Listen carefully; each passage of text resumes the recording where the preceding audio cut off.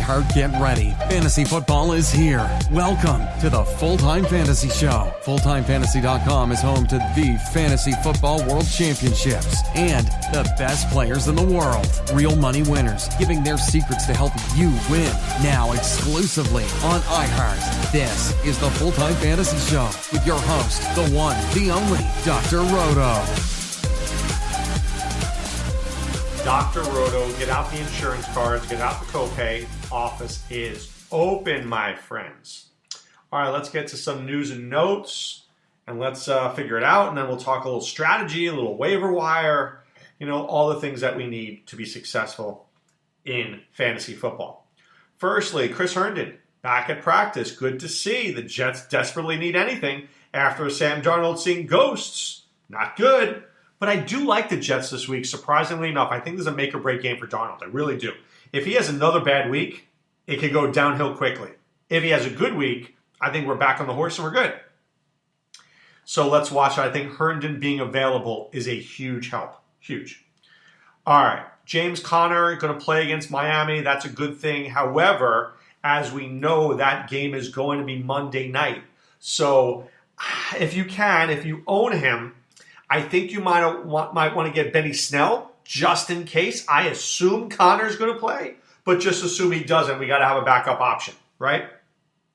AJ Green, not going to play this week. I don't think that's a surprise to anybody. I think he's got another week or two. All right. Deshaun Jackson still sidelined. I was talking about this with Ronas the other day. I think that the Deshaun Jacksons not being there has been the biggest problem for the Eagles' offense. I know this sounds crazy. How could one guy make a difference? Well, Jackson's the speed receiver. He takes a safety with him, right? He takes a safety with him. Without Jackson, you've got slower receivers like Alshon Jeffrey, who's got size, but he's not fast. Nelson Aguilar, who we saw laid up last week, who doesn't have any heart. J.J. Arcega-Whiteside, who's big but clumsy because he's still learning. And then you've got tight ends. Who challenges the defense deep? So what happens is that the defense can take a step up because they know that nobody can beat them deep, right? Aguilar's the only guy, right? Aguilar's the only guy. So he's not that good. So do you get my drift that Jackson, he makes defenses move back. When defenses have to move back 2 or 3 steps, it helps the offense. And that's the biggest problem right now. I believe it was a similar problem with the Bengals. That's why they drafted John Ross. That's why teams have speed receivers. That's why the Browns wanted Beckham and Antonio Callaway. It gives your offense a dimension. See, the Steelers don't have it. Many teams don't have it. The Steelers have Juju and Deontay Johnson. Not a real speed guy. But the Falcons have it. Julio Jones and Ridley, somebody can beat you deep. The Rams have it. Brandon Cooks. Right? The Patriots don't, but Dr. Roto, the Patriots don't have it. The Patriots don't need it because Tom Brady can't throw that way. Right? Taylor Gabriel. Kendrick Bourne, right? I'll go through the list. Why do some teams have it? The 49ers have Dante Pettis, right? The Bears have Taylor Gabriel. The Bills have John Brown, right? The Broncos really don't have a speed receiver like that. The Buccaneers have Evans. You need one guy.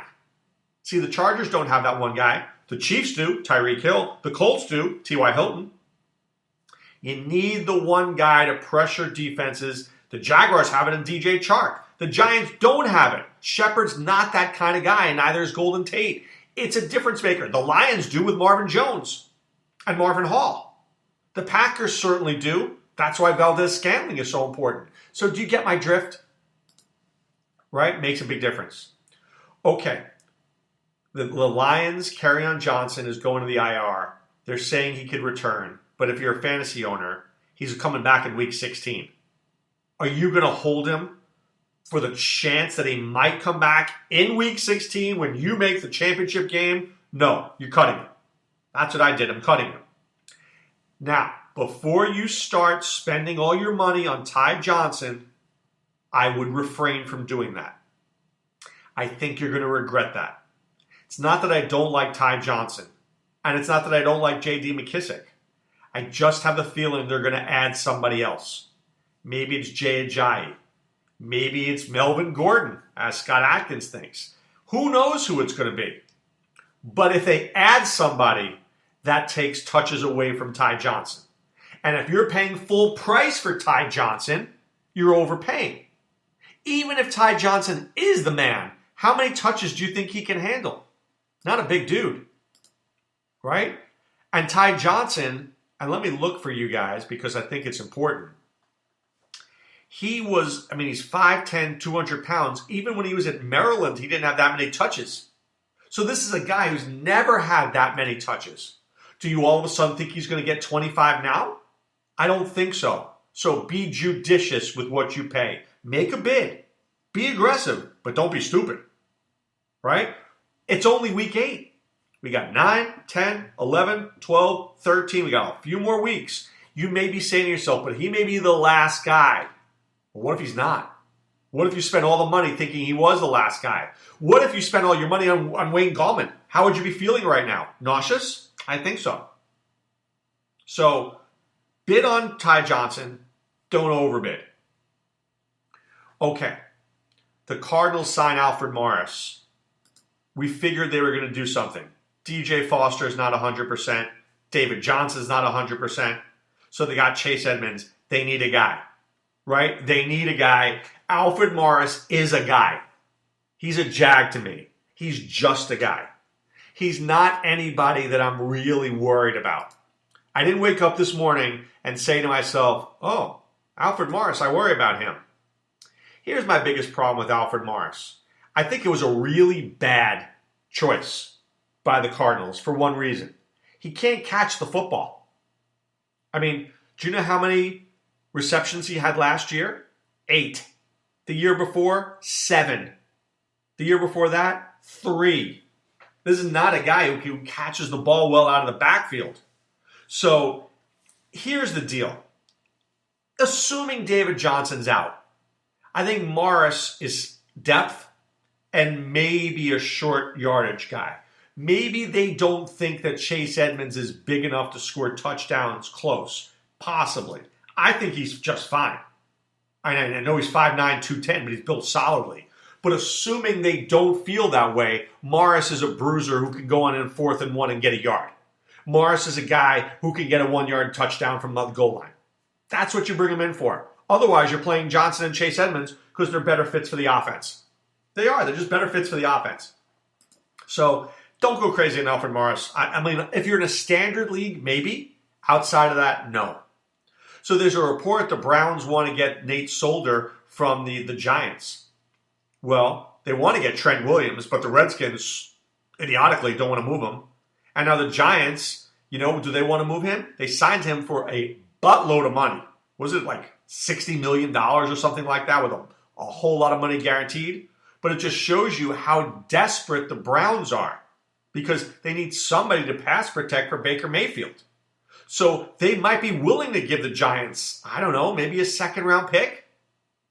The Giants might take it too because the Giants aren't going anywhere. I just think the problem is this. If the Giants make this deal, they're putting themselves in the same position that the Browns are in. They'd be needing an offensive tackle because right now Nate Solder is protection for Daniel Jones. So why would you give up Daniel Jones' protection? That makes no sense to me. He's the guy that's keeping Daniel Jones afloat. So I know you gave him a big contract, but don't we need him? And then what are you going to get? Eric Flowers? You know what happens when you have Eric Flowers? Look at the Bengals. Daniel Jones regresses.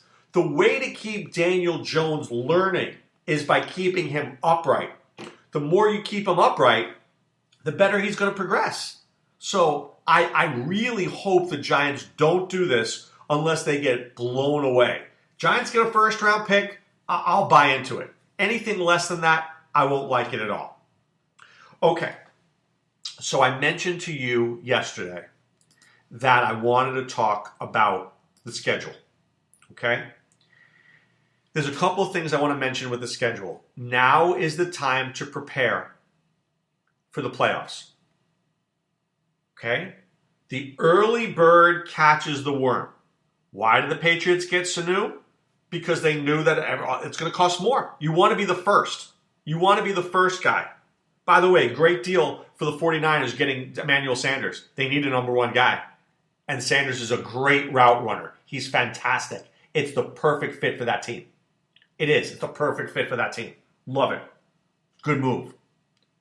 But right now, you need to do the same thing that the 49ers and the Patriots just did. You need to be looking and saying, who's got the schedules in weeks 14, 15, and 16 that can win me a championship? But Dr. Roto, aren't we a few weeks away? You are. But is it worse to make a deal now for the playoffs, and right? Or you may not get there. I want to make a deal now that will prepare me to win. Because either way, you're going to lose. If you don't get there, you're going to lose. If you get there and your team's not ready, you're going to lose. So I don't want to lose. I want to prepare myself now. Start looking at schedules. Start looking at matchups. So, for example, I just picked a team randomly. The Texans. Okay? In the championship games, when it counts the most, Denver, Tennessee, Tampa. Is that good? Well, Tampa, good run defense. Maybe I don't want Carlos Hyde. Denver, run defense getting better. Maybe I don't want Carlos Hyde. Maybe if I have Carlos Hyde now, what am I going to do? Trade him. Right? Look ahead. But what can I get for Carlos Hyde? I don't know. See who's out there. Find me matchups that you like. I'm going to click Buffalo, for example. I'm looking ahead. Baltimore, Pittsburgh, New England. Yeah, I don't know. So, here's what I might do. I'm going to use Buffalo, for example. I'm going to play Buffalo this week. I'm going to play John Brown this week. And I'm going to feel great about it. I'm going to feel fantastic about it. He's going to go against Philadelphia, and he is going to rock and roll. And then you know what I'm going to do? I'm going to trade him. Sounds insane, right? Well, after that, he's got Washington, Cleveland, Miami. I can sell that to somebody. He's got 3 great games. People are short-sighted. John Brown's got 3 great games. But after that, he's got Denver, Chris Harris, Dallas, Byron Jones, Baltimore, Marlon Humphrey, Pittsburgh, Joe Hayden, and New England, Stephon Gilmore. Oh my God, that is like the worst schedule ever. So let's have him have a great week this week, and then let's trade him.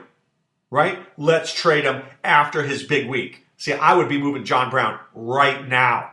Actually, not right now. Next week. Let him have the big week, then we move him.